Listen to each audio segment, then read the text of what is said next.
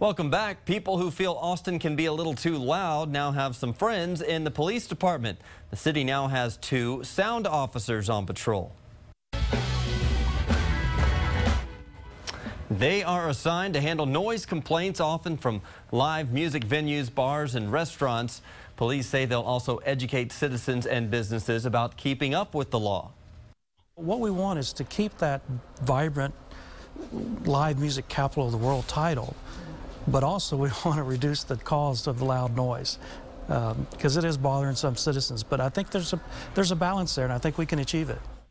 The officers say their main job will be to resolve noise complaints reasonably. They'll only ticket violators if they feel like it's their last resort.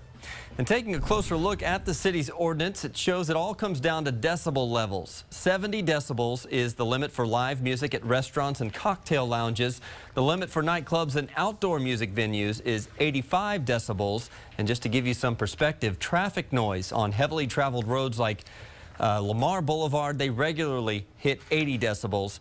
The curfew for outdoor live music venues like Stubbs or the Backyard varies by day. Sunday through Wednesday, the cutoff time is 10:30 p.m. That's pushed back to 11 p.m. on Thursday nights, and on Friday and Saturday, it's extended to midnight.